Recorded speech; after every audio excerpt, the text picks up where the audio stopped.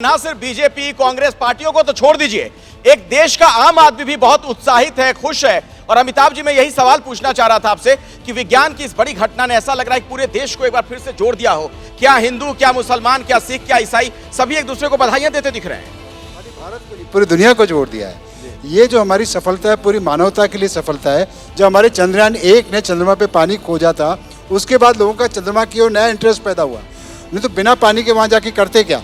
फिर अमेरिका के मिशन ने उसको कंफर्म किया और अब साउथ पोल के लिए जो रेस शुरू हुई है, इसीलिए कि वहाँ पर पानी है और पानी भविष्य के लिए बहुत इंपॉर्टेंट है। पानी से हम ईंधन बना सकते हैं, हाइड्रोजन ऑक्सीजन को अलग करके, ऑक्सीजन के दूसरे इस्तेमाल भी हैं। तो एक जो पूरा एक नई चांद की नई रेस शुरू हो गई है और बहुत खुशी है कि उस रेस में हमने एक बहुत महत्वपूर्ण मुकाम हासिल किया है और दक्षिण ध्रुव के इलाके में पहुँचने वाले पहले राष्ट्र बने हैं। लेकिन मेरे निगाहों में बहुत सारे नाम और चेहरे घूम रहे हैं। आर्यभट्ट का नाम याद आता है मुझे, जिन्होंने चंद्रमा को, सूर्य को सही ढंग से जान के, वैज्ञानिक तरीके से समझा के ग्रहों का असली कारण बताया, अंधविश्वास में नहीं पड़े। मुझे न्यूटन का नाम याद आता है, जिन्होंने किस तरह से धरती से बाहर जाके हम एक आर्टिफिशियल मून पर पहुंचा सकते हैं। तो हजारों, लाखों, करोड़ों मतलब जुड़ने चाहिए वैज्ञानिक, चिंतक, विचारक और इंजीनियर्स। मतलब इनकी संख्या गिनने जाए तो हमें गिनना मुश्किल हो जाएगा। तो ये सफलता है पूरी मानवता की सफलता।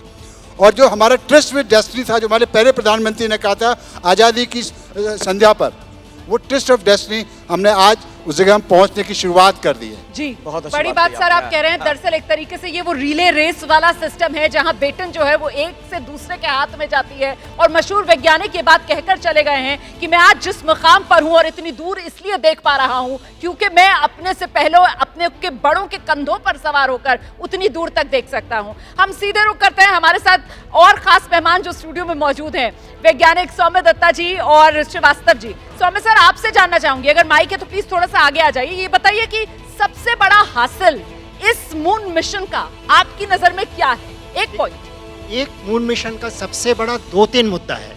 एक तो भारत का कैपेसिटी एस्टेब्लिश करना, दूसरा फ्यूचर के लिए जो लॉन्च पैड, क्योंकि मून का सिर्फ पानी का उद्देश्य पानी का नहीं है। मून से दूसरा बड़ा मिशन, इंटरप्लैनेटरी मिशन लॉन्च करना बहुत आसान है, क्योंकि वहाँ ग्रेविटी 6 हिस्सा का 1 हिस्सा है, वहाँ कोई एटमॉस्फेयर नहीं है। बहुत छोटा रॉकेट से आप इंटरप्लैनेटरी मिशन लॉन्च कर सकते हैं। और तीसरा, मून में ऐसे काफ़ी सारे मटेरियल का पॉसिबिलिटीज़ है, इंक्लूडिंग हीलियम 3, जो बहुत इंपॉर्टेंट रिसोर्स हमारा अगले 30-35 साल में होने वाले हैं। क्या बात है। एक तो ये सारे वहां से हाथ लगेगा और दूसरे आप कह रहे हैं कि साहब ब्रह्मांड में जो दूसरे खगोलीय पिंड हैं उन तक पहुंचने के लिए बहुत बड़ा पहलू है रोमाना, मुझे लगता है उस पर भी हमें चर्चा करनी चाहिए। इकोनॉमी का जो पहलू है, जिस तरीके से हमने सॉफ्ट लैंडिंग की है, अब आपको नहीं लगता इसरो में दुनिया भर के तमाम जो स्पेस एजेंसी है उनका विश्वास बढ़ गया होगा? होने वाला था, इस मिशन के सक्सेस हो जाने से वो अब आगे बढ़ेगा। लैंडर हम देंगे, रोवर जापान का होगा। तो लैंडर की सक्सेसफुल लैंडिंग बहुत जरूरी थी। तो अब धीरे धीरे पूरा अंतरिक्ष विज्ञान को देखें, स्पेस मिशन को देखें, सारे दुनिया के देश में मिलजुल के काम करते हैं। वो देश भी जिनके बीच में लड़ाइयाँ चल रही होती हैं, चाहे वो ब्लैक होल की डिस्कवरी हो, चाहे ग्रेविटेशनल वेव की डिस्कवरी हो, या पहली बार धरती से सूरज की दूरी नापी गई थी, तो इंग्लैंड और फ्रांस, जिनके बीच में बिल्कुल कुत्ते बिल्ली जैसी दुश्मनी थी, उन्होंने मिलजुल कर काम किया।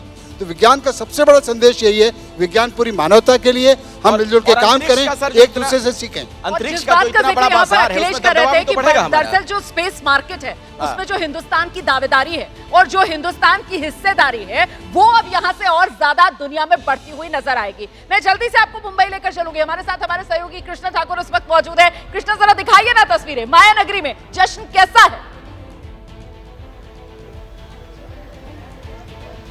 बिल्कुल, देखिए, अब से कुछ ही मिनट पहले भारत ने जो है वो इतिहास रचा है और मैं इस वक्त मौजूद हूँ मुंबई के वर्ली इलाके में, नेहरू साइंस सेंटर में इस वक्त मैं मौजूद हूँ।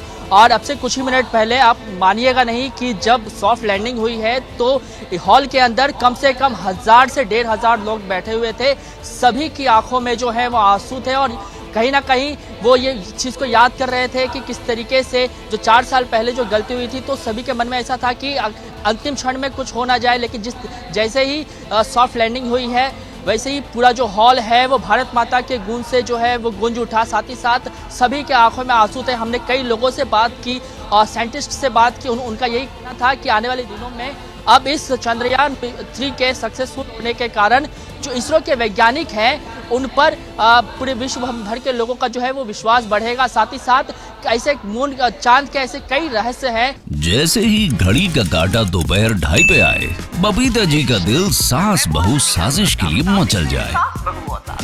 और ये है इनकी बहू, पूरे दिन ऑफिस की टेंशन हो जाए गॉन जब ये करें अपना फेवरेट शो फ्री टाइम पे ऑन।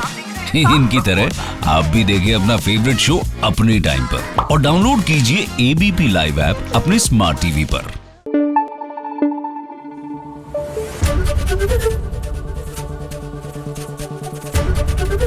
एबीपी न्यूज आपको रखे आगे।